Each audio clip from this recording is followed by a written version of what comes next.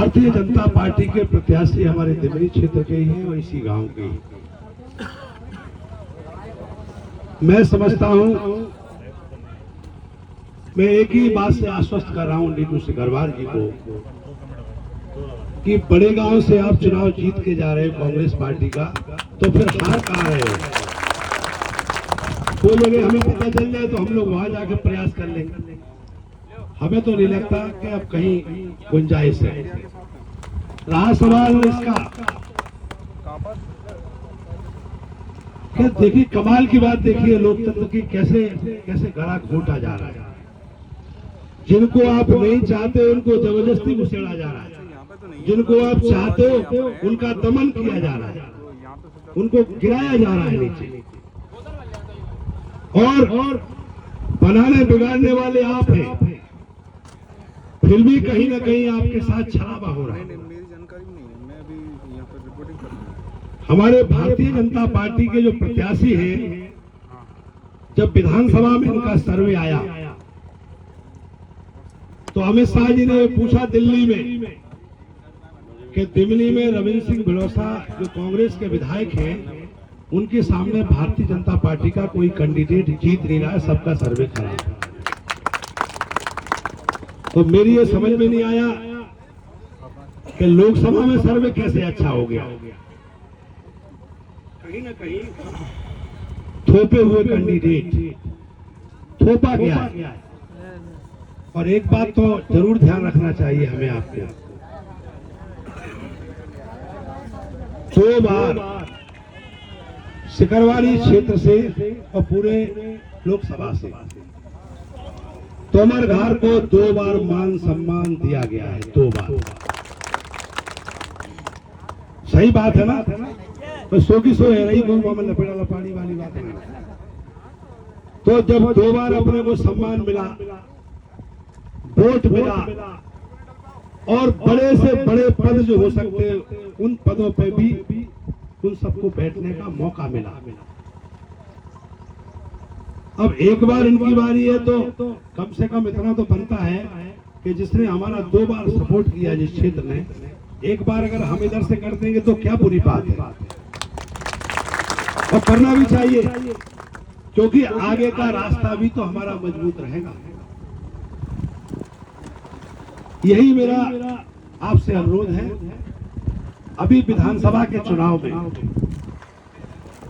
तमाम तरह की बातें चल रही थी, और सबसे बड़ी बात है कि भारतीय जनता पार्टी के लोग चुनाव को ईमानदारी से नहीं लड़ रहे हैं। अब उनके अंदर घोर बेईमानी आ गई। कहीं ना कहीं लोगों को भ्रम उत्पन्न करते हैं, झूठी बातें करते हैं। विधानसभा के चुनाव में जनता, दिमनी की जनता ये चाह रही थी कि रविंद्र भिड़ोसा ही अच्छे हैं। कम से कम हमें बड़े गांव पे एतवार के दिन मुलाकात हो जाती है, हमारी बात सुन ली जाती है, हमारा काम होता है। सर्व समाज के लोगों को लेके चलने वाला व्यक्ति है। लेकिन अंत समय आते आते साम दाम दंड भेद, एक तरफ मुख्यमंत्री बनाने की चर्चा, ये मोदी जी की तो गारंटी थी चाइना वाली कि मुख्यमंत्री बनेंगे। एक तरफ कैलाश विजयवर्गीय को बना दिया, पटेल को बना दिया, यहां बना दिया, और फिर आज जब मौका आया तो पता भी नहीं था कि कौन बनना है। स्थिति एकदम विलग। और लास्ट में तो ये प्रचार हुआ, मैं कई बार कहता था, माफ करना, कई बार मैं कहता था कि बहुजन समाज पार्टी के जो प्रत्याशी हैं वो इन्हीं के खड़े किए हुए हैं। और ये मैं नहीं कहता था, महेश भाई साहब हमारे बीच में बैठे हुए, हम दोनों इस बात के गवाह हैं। पूरा तय होकर के वो एपिसोड हुआ था, लेकिन आप लोग नहीं समझ पाए। और अब वो बात सामने जब आई तो बहुत सारे लोग हमें 2-4 दिन से फोन कर रहे कि आपने तो विधायक जी ठीक कहा था, लेकिन हम नहीं समझ पाए। बल्कि उल्टा प्रचार हो रहा था, उल्टा आरोप हमारे ऊपर चल रहे थे। और मैं कह रहा सबसे कि पैसे से अगर कोई बैठ रहा है तो 20 करोड़ रुपया मैं दे रहा हूँ, वो बैठ जाए। मैं कहता था इस बात को, और मैं आज भी कह रहा हूँ, किसी को शंका हो पूरे विधानसभा क्षेत्र में, पूरे क्षेत्र में, पूरे संभाग में, प्रदेश में, तो चिल्ला माता का मंदिर है तोमर वंश का, वहाँ गंगा जल उठा के वो बैठे हो, मैं बैठूंगा, कौन मिला कौन बैठा, किसने किसको पैसे दिए। ये फालतू बातों से चुनाव नहीं होना चाहिए। यही मैं इसलिए कह रहा हूँ कि अभी पूरी टीम सक्रिय होकर के कोई ना कोई ऐसा सुगुफा छोड़ेंगे जिसको जनता को भ्रमित किया जाएगा। अब उनके पास चुनाव लड़के जीतने की क्षमता नहीं रही, लड़के जीतने की कोई हैसियत नहीं बची। अच्छी तरह पता चल गया है कि पूरी तरह से चुनाव भारतीय जनता पार्टी मुरैना श्योपुर लोकसभा में हार रही है। दूसरी बात यह है, जनता ही करेगी का करे। आज क्या है, हमें 3-4 दिन से 2 दिन से जुकाम हो गया, बुखार भी आ गया एक दिन, तो गला काम नहीं कर रहा है। तुम सोच रहे हो कि हमारे विधायक जी को जो दब गई आवाज नहीं, कभी चिंता मत करो, वही रहेगी फौलादी। मैं ये कह रहा था आपसे, दिमनी में जहां से कैंडिडेट है भारतीय जनता पार्टी के, आप लोग इस बात को मानते हो कि दिमनी में जितने वोटों से हमें चुनाव जिताया था उतने वोटों से नीटू भैया को चुनाव जिताना। तैयार हो सब? हाथ उठा करके कहिए, हाथ उठा के। डरने घबराने की जरूरत नहीं है। 1 और 1 कितने होते हैं? 11। अब 1-1 11 हो गए। हम दोनों की पहले से बात थी, तय है।